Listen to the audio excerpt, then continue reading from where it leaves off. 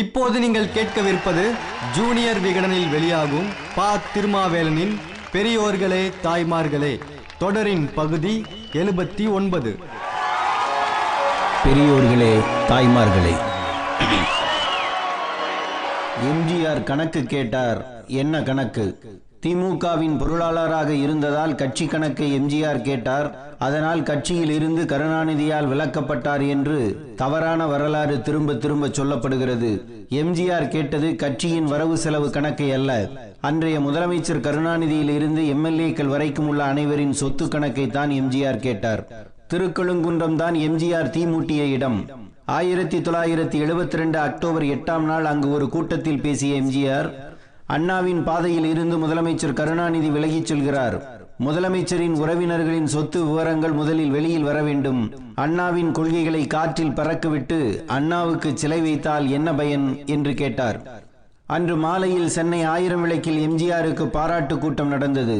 இதில் பேசிய எம்ஜிஆர் திருக்கழுங்குன்றத்தை விட அனலை அதிகம் கக்கினார். எம்ஜிஆர் என்றால் திமுக, திமுக என்றால் எம்ஜிஆர் என்று நான் சொன்னேன். நீ எப்படி இப்படி சொல்லலாம் என்று கேட்கிறார்கள். கேட்டவனும் இப்படி சொல்லட்டும். உனக்கும் உரிமை இருக்கிறது, எனக்கும் உரிமை இருக்கிறது. உனக்கு இதை சொல்ல துணிவு இல்லாததால் என்னை கோழையாக்காதே என்று பேசிய எம்ஜிஆர், கட்சி பொறுப்பாளர்கள் அனைவரும் சொத்து கணக்கை காட்ட வேண்டும். நிரூபிக்க முடியாதவர்களை மக்கள் முன்னால் நிறுத்துவோம். அவர்கள் தவறு செய்திருந்தால் தூக்கி எறிவோம் என்று கர்ச்சித்தார். அப்போது முதலமைச்சர் கருணாநிதி மதுரையில் இருந்தார். வழக்கம்போல் செயற்குழு கூடி இது பற்றி முடிவெடுக்கும் என்று சொல்லிவிட்டு வந்தார் கருணாநிதி. கட்சிக்குள் பேச வேண்டியதை பொதுக்கூட்டத்தில் இப்படி பேசலாமா என்று செயற்குழு உறுப்பினர்கள் ஆர்ப்பரித்தார்கள். எம்ஜிஆர் மீது நடவடிக்கை எடுக்க வேண்டும் என்று செயற்குழு உறுப்பினர்கள் 26 பேர் கையெழுத்து போட்டு கொடுத்தார்கள். அன்று எம்ஜிஆருக்கும் கருணாநிதிக்கும் சமாதானம் செய்ய துடித்தவர்கள் 2 பேர். ஒருவர் நாஞ்சில் மனோகரன், இன்னொருவர் முரசொலி மாறன். கட்சியில் பிளவு வேண்டாம் என்று எம்ஜிஆரை கேட்டுக்கொண்டார் நாஞ்சிலார். வருத்த கடிதம் கொடுப்பதற்கு கூட எம்ஜிஆர் தயாராகிவிட்டார். ஆனால் அவரை வெளியேற்றிவிட வேண்டும் என்று திமுகவில் பலரும் அதிதீவிரமாக இருந்தார்கள். கட்சிக்கு வெளியே கலவரங்கள் வெடித்துவிட்டது. கருணாநிதியின் புகைப்படங்களை எரிப்பதும் எம்ஜிஆரின் கட்டவுட்டுகளை அடிப்பதும் தொடங்கியது. எம்ஜிஆரை அழைத்து சமாதானம் பேசினார் பெரியார். திமுக தலைமைதான் சரியாக நடந்து கொள்ளவில்லை என்று அவரிடம் சொன்னார் எம்ஜிஆர். திமுக பொதுக்குழு கூடியது. வந்திருந்த 277 பேரும் ஆதரித்த நிலையில் எம்ஜிஆர் நீக்கப்பட்டார். அதில் கையெழுத்து போட்டவர் அன்றைய திமுக பொதுச் செயலாளர் நெடுஞ்செழியன். கருணாநிதிக்கும் தனக்கும் தலைமைக்கான போட்டி வந்தபோது கருணாநிதிக்கு பின்புலமாக இருந்த எம்ஜிஆரை கருணாநிதி தலைவராக இருக்கும் போதே வெளியில் அனுப்ப வாய்ப்பு கிடைக்கும் என்று நெடுஞ்செழியன் நினைத்திருக்க மாட்டார்.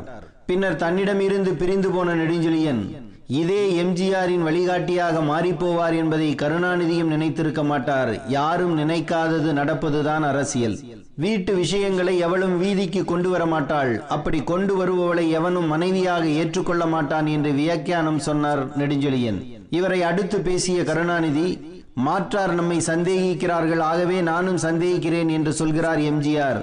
இது ராமாயணம் போல் இருக்கிறது. யாரோ ஒரு சலவை தொழிலாளி சந்தேகிக்கிறான், ஆகவே நான் சீதையை காட்டுக்கு அனுப்புகிறேன் என்று ராமன் அனுப்பினான். அன்று சீதையை காட்டுக்கு ராமன் அனுப்பலாம். ராமச்சந்திரன் இப்படி கழகத்தை காட்டுக்கு அனுப்ப துணியலாமா என்று கேட்டார். இந்த இருவரும் பேசிய இடம் சென்னை கடற்கரை. அருகில் அண்ணா சமாதி. அண்ணனை மட்டுமல்ல, அண்ணாவின் அரவணைப்பை, கண்ணியத்தை கருணாநிதியும் நெடுஞ்செழியனும் அடக்கம் செய்து கொண்டிருந்தார்கள். கடற்கரையில் காற்று வாங்க போன அண்ணன் திரும்பி வரமாட்டார் என்ற தைரியம்தான் சகோதர பாசத்துடன் வளர்க்கப்பட்ட ஒரு இயக்கம் ஒரே குடும்பத்தின் இயக்கமாக உருமாற காரணமானது. 1971 சட்டமன்ற தேர்தல் வெற்றிக்கு பிறகு அமைந்த அமைச்சரவையில் சுகாதாரத்துறை அமைச்சர் பொறுப்பை கேட்டார் எம்ஜிஆர். நீங்கள் சினிமாவில் நடிப்பதை விட்டுவிடுங்கள் என்றார் முதலமைச்சர் கருணாநிதி. மறுத்தார் எம்ஜிஆர். அதனால் அமைச்சர் பதவி தரப்படவில்லை. மதுரை திமுக மாநாட்டுக்கு ஒரு நடிகையை அழைத்து வர எம்ஜிஆர் திட்டமிட்டார். திமுகவுக்கு இது தாங்காது என்று கருணாநிதி மறுத்தார். அதைவிட முக்கியமாக அன்றைய மதுரை மாவட்ட திமுக செயலாளர் மதுரை முத்து கடும் எதிர்ப்பு தெரிவித்தார். அப்படி யாராவது வந்தால் மாநாட்டுக்கு உள்ளேயே விடமாட்டேன் என்றார் முத்து. அன்றைய காங்கிரஸ் கட்சி எப்படியாவது திமுகவை உடைக்க நினைத்தது. அதற்கு எம்ஜிஆர் பலியாகிவிட்டார். இவை 3 திமுக சார்பு விளக்கங்கள். கருணாநிதியின் மூத்த மகன் மு.க. முத்து நடிக்க வந்துவிட்டார். முத்துவுக்கும் ரசிகர் மன்றங்கள் உருவாக தொடங்கின.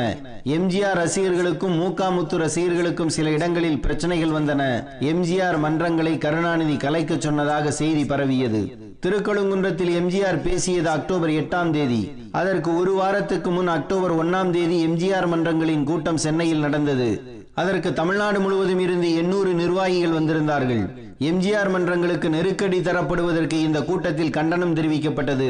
இதைத் தொடர்ந்து திமுக நிர்வாகியான நீலநாராயணன் விடுத்த அறிக்கை எம்ஜிஆர் ரசிகர்களை ஆத்திரப்பட வைத்தது. திமுகவினரால் நடத்தப்படும் மன்றங்கள் மாவட்ட தலைமை நிலையத்தில் உடனடியாக பதிவு செய்யப்பட வேண்டும்.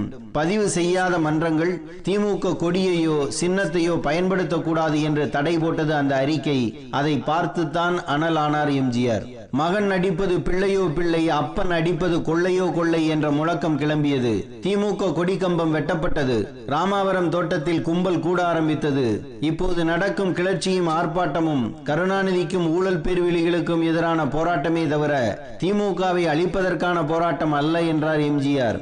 காங்கிரஸ் தூண்டுதலால் கட்சி ஆரம்பித்துள்ளார் எம்ஜிஆர் என்று மதுராந்தகத்தில் குற்றம் சாட்டிய கருணாநிதி இனி 30 ஆண்டுகளுக்கு திமுக தான் ஆளுங்கட்சி என்று சொல்லி திமுகவினருக்கு உற்சாகம் கொடுத்தார். அண்ணா திராவிட முன்னேற்ற கழகம் உதயமானது. அண்ணாவின் இதயக்கனி என்றார்கள் எம்ஜிஆரை.